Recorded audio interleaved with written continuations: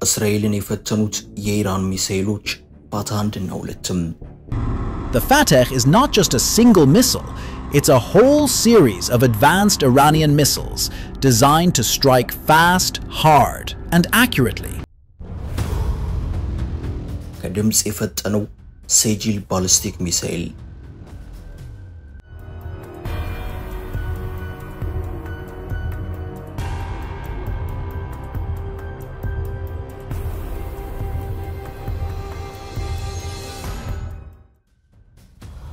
የኢራን እስራኤል ጦርነት አሁንም ተፋፍሞ እንደቀጠለ ነው። አንድ ሙሉ ሳምንቱን ደፍኗል።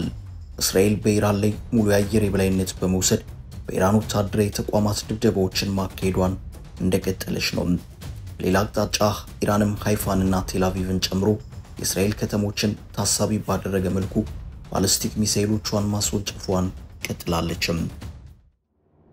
እስራኤል የኢራንን የኒውክሌር ተቋማት የሚሳኤል ማምረቻዎችንና ማከማቻዎችን ለዚሁም ሌሎች ወታደራዊ መሰረቶችን ለማውደም ታሳቢ ባደረገ መልኩ የአየር ድብደባውን አጠናክራ ቀጥላለች።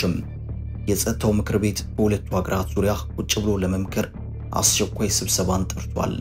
ከፈረንሳይ፣ ጀርመንና ዩናይትድ ኪንግደም ዩኬ የተውጣጡ ዲፕሎማቶችም በጄኔቫ ከኢራን ከፍተኛ አመራሮች ጋር ለመነጋገር ላይታች በማለት ላይ ይገኛሉ። የእስራኤል ሚዲያዎች ከሰዓታት በፊት የተወነጨፉት የኢራን ሚሳኤሎች በእስራኤል 4 የተለያዩ ቦታዎች ላይ ያረፉ መሆኑን አመላክተዋል። አንዳንዶቹ የኢራን ሚሳኤሎች ለእስራኤል የሚሳኤል መከላከያ የሚመቹ ሆነው አልተገኙም። ኢራን ባለፉት ዓመታት ሚሳኤሎቿን ስትሰራና ስታመርት ሁለት ጉዳዮችን ታሳቢ በማድረግ ግምት ውስጥ እንደከተተች መረጃዎች ያመለክታሉ። አንደኛው የኒውክሌር አረርን እንዲሸከሙ ማድረግ ሲሆን ሌላኛው ደግሞ በቀላሉ በሚሳኤል መከላከያዎች እንዳይያዙ ማድረግ ነው። ግንባታን ጨርሶ በማስረከብ የሚታወቀው ጃምቦሮ ሪል ስቴት በመሃል አዲስ አበባ የአፍሪካ ህብረት መቀመጫ በሆነችው ሳር ቤት ቅንጡ አፓርታማዎችን አቀረበላችሁ። በ5000 ካሬ ላይ ያረፈ እጅጉን መንደር ከፈለጉ ከ2500 እስከ $4000 የሚያከራዩአቸውን ወይም የሚኖሩባቸውን ቤቶች በ10% ወይም በ1.2 ሚሊዮን ብር ቅድመ ክፍያ ጀምሮ ለሽያጭ አቀረበላችሁ። እንዲሁም ግዙፍ የገበያ ማዕከል ከሆነው ኪሩ ግራንድ ሞል እና አፓርትመንት ከ400,000 ብር ቅድመ ክፍያ ጀምሮ ሱቆችን እየሸጥን ነው። ይህ የማስታወቂያ ዋጋው ለጥቂት ቀናት የሚቆይ በመሆኑ አሁኑን ይደውሉ። ከሀገር ውጭ ለምትኖሩ በዲኤችኤል በ3 ቀን ውስጥ ባላችሁበት እናስፈርማለን። ለበለጠ መረጃና ሳይት ለመጎብኘት በ0967 66 52 62 ወይም በዋትስአፕ ማግኘት ትችላላችሁ። በጊዜ ግቡ። ጃምቦሮ ሪል ስቴት።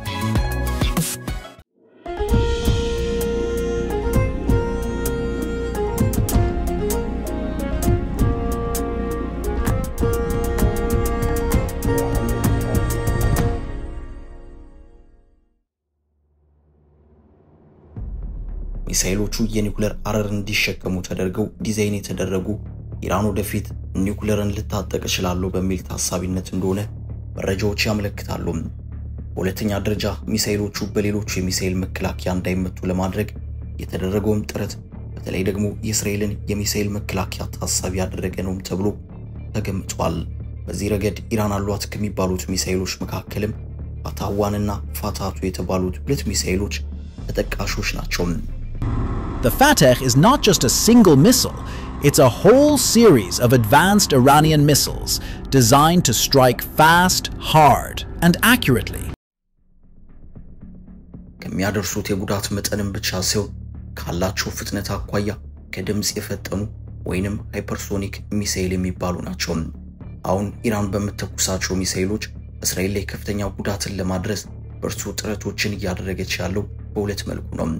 አንደኛው ከፍተኛ ቁጥር ያላቸው ሚሳኤሎችን በአንድ ጊዜ አጥለቅላቂ በሆነ መልኩ በማስወንጨፍ የሚሳኤል መከላከያዎችን ቢዚ በማድረግ አልፎ መግባት ሲሆን በሌላ አቅጣጫ ደግሞ ከሚሳኤል መከላከያዎች በላይ ፍጥነት ያላቸውን ሚሳኤሎችን መጠቀም ነው። እነዚህ ከድምጽ የፈጠኑ ሃይፐርሶኒክ ባሊስቲክ ሚሳኤሎች በተለይ ደግሞ ፋታ 1 እና ፋታ 2 የተባሉት የጉዳት አድማሳቸው ሰፊ መሆኑ ይነገራል። መልቲሌየርድ የሚባሉትን ድርብርቦቹን የእስራኤል ሚሳኤል መከላከያዎችን አልፎ የገቡት የኢራን ሚሳኤሎች ከሰዓታት በፊት ደቡባዊ እስራኤል ቤርሼቫ ከተማ ውስጥ የሚገኘው ሶሮቃ ሆስፒታልን ጨምሮ በማዕከላዊና በደቡብ እስራኤል በሚገኙ 4 ቦታዎች ላይ ከባድ ጉዳት ማድረሳቸው ተዘግቧል።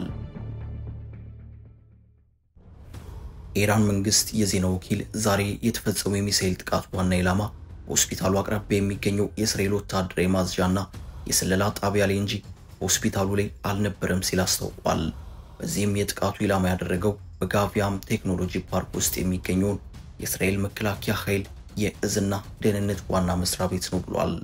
የእስራኤል ብሔራዊ ድንገተኛ አደጋ የህይወት አድን ብሔራዊ አገልግሎት እንደገለጸው ኢራን በሆስፒታሉ ላይ በሰነዘረችው የሚሳኤል ጥቃት የተጎዱ ሰዎች ቁጥር አሁን 47 የደረሰ ሲሆን በ3 ሰዎች ላይ ከባድ ጉዳት እንዲሁም በ2 ሰዎች ላይ መጠነኛ ጉዳት ደርሷል። ተጨማሪ 18 ሰዎች ወደ መጠለያ ጣቢያ በማቅናት ላይ ሳሉ ቆስለዋል ሲል ብሔራዊ አገልግሎት ገልጿል። ይህንን ተከትሎም የእስራኤል ጦር ተዋጊ ጀቶች ዛሬ ማለዳ በኢራን የከባድ ውሃ የኒውክሌር ኃይል ማመንጫን ጨምሮ በደርዘን የሚቆጠሩ የኢራን ጣቢያዎችን በአንድ ጀንበር መምታታቸውን እስራኤል አስታውቃለች። ኢራን በቆዳ ስፋቷ በዓለማችን ሰፊ ከሚባሉት ሀገራት መካከል የምትመደብ ነች። የሀገሪቱ የቆዳ ስፋት ወታደራዊ ጥቃቶችን የቤት ስራ በማብዛቱ ረገድ ያለው ሚና ከፍተኛ ነው። እያንዳንዱ ከአውሮፕላን የሚጣለው ቦምብና የሚወረወረው ሚሳኤል ዶላር ነው። እስራኤል የኢራንን ኒውክሌር ማዕከላት በአውሮፕላን ለመደብደብ እጅግ ሰፊ የሆነውን የኢራንን ግዛት ማካለል አስፈልጓታል። ኢራን እስራኤልን በሚሳኤል ለማጥቃት የጥቃት ምላሽ የሚጠይቀው ጉልበት ግን ውስን ነው። ምክንያቱ ደግሞ እስራኤል በቆዳ ስፋቷ እጅግ ጠባብ በመሆኗ ነው። አሁን እስራኤል በጠባብ ግዛቷ ራሷን እየተከላከለች ያለችው በቴክኖሎጂ አቅም ነው። የኢራን ጠቅላላ የቆዳ ስፋት 1.6 ሚሊዮን ኪሎ ሜትር ስኩዌር ነው። የእስራኤል የቆዳ ስፋት 21937 ነው። የእስራኤል የቆዳ ስፋት 100,000 ኪሎ ሜትር ስኩዌር ያክል የሚሰፋ እንኳን አይደለም። በቆዳ ስፋት አንፃር ከታዩ እስራኤል ከኢራን በ75 እጥፍ ታንሳለች። የእስራኤል የቆዳ ስፋት አነስተኛ መሆን የሀገሪቱ ከተሞችና ለኢላማ ተጋላጭ የሆኑ ወታደራዊ ተቋማት ሳይቀሩ በውስን ቦታ ተከማችተው እንዲገኙ የሚያደርግ ሆኗል። ያም ሆኖ እስራኤል ራሷን ከጥቃት በመከላከሉ ረገድ እየተጠቀመች ያለችው የመከላከል ዘዴ የቆዳ ስፋቷን አነስተኛነት ታሳቢ ባደረገ መልኩ ነው። እስራኤልን ሌት ተቀን ነቅተው የሚጠብቁት የሚሳኤልና የአየር መከላከያዎች ድርብርብ ወይንም መልቲ ሌየርድ የሚባሉ ናቸው። የማለት በርካታ የአየርና የሚሳኤል መከላከያ ሲስተሞች በአንድ ጊዜ ተቀናጅተውና ተናበው የሚሰሩበት ስርዓት ማለት ነው። አይረን ዶም፣ ዴቪድ ስሊንግ እንደዚሁም አሮቱና አሮስሪ የተባሉት መከላከያዎች አንድ ላይ ተናበው የሚያደርጉት መከላከል አሁን ባለው የኢራን መጠነ ሰፊ የሚሳኤል ማጥቃት እየተፈተኑ ይገኛሉ።